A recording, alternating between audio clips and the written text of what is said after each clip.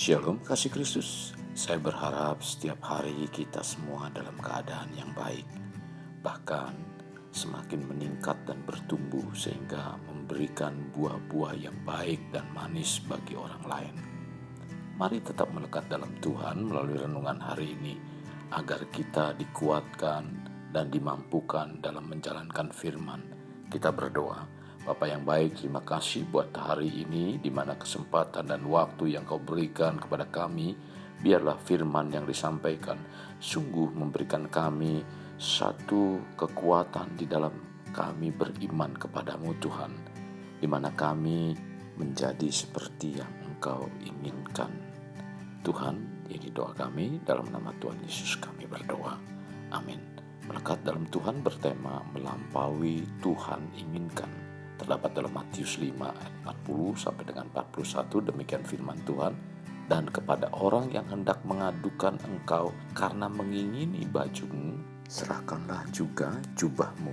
Dan siapapun yang memaksa engkau berjalan sejauh 1 mil, berjalanlah bersama dia sejauh 2 mil.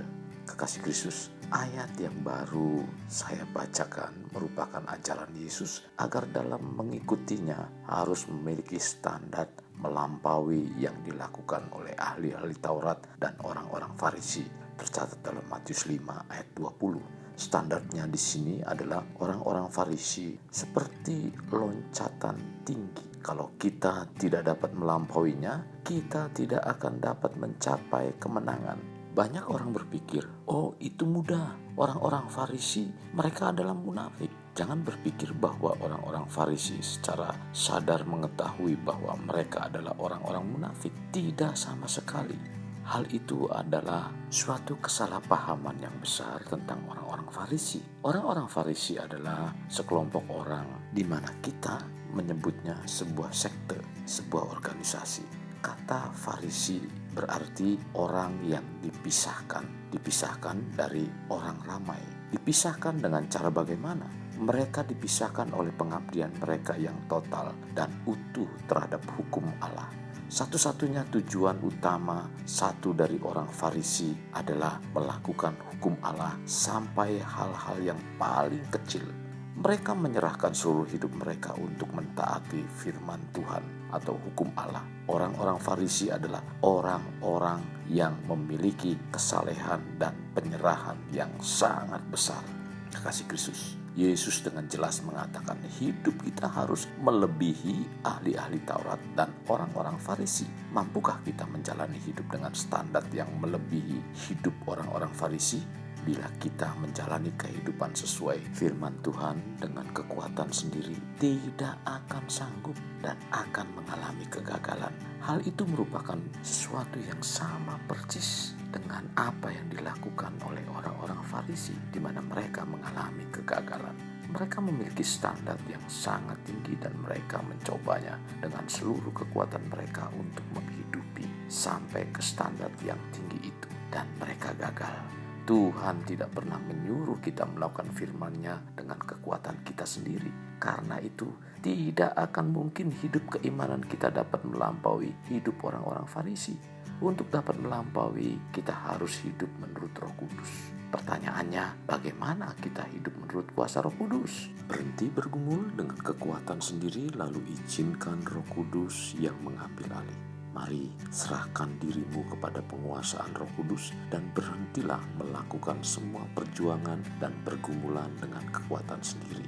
Bila kita melakukan dengan kekuatan sendiri, bagaimana Tuhan dapat masuk dan memberi kemampuan pada kita? Jadi sekarang berhentilah dan biarkan Tuhan yang mengambil alih hidupmu. Izinkan saja Tuhan hidup dalam hidup kita. Berhentilah dari semua hal-hal yang hanya karena melakukan hukum atau firman Tuhan, yang bukan karena mengasihi Tuhan dari dasar hati kita yang tulus. Izinkan Tuhan menghidupkan kehidupannya melalui kehidupan kita dalam kuasa-Nya. Kasih Kristus, agar kehidupan kita dapat melampaui seperti kehidupan orang-orang Farisi dan kita layak masuk kerajaan surga, kita harus masuk dalam fase hidup kekristenan yang baru, yaitu harus dipenuhi dan dibaptis Roh Kudus. Bila tidak, akan terus mengalami kegagalan dan bahkan cenderung hidup seperti orang-orang Farisi, di mana hidup kekristenan kita tidak menjadi berkat. Dipenuhi dan dibaptis dengan Roh Kudus adalah hidup kekristenan yang normal, bukan sesuatu yang baru atau pengalaman yang tidak umum.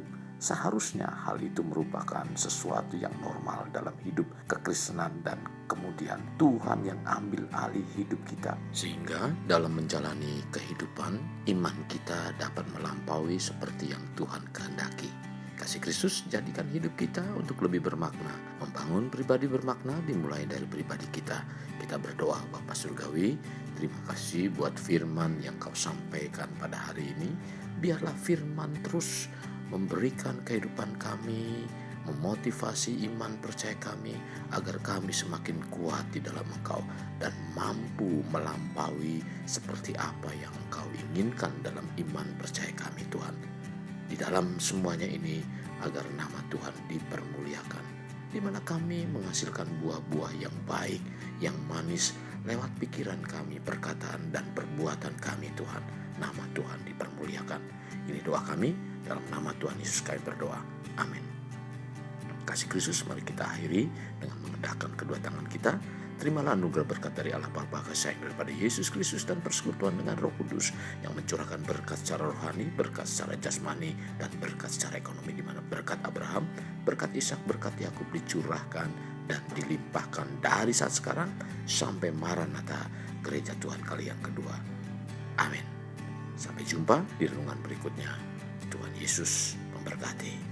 Jangan lupa like dan subscribe.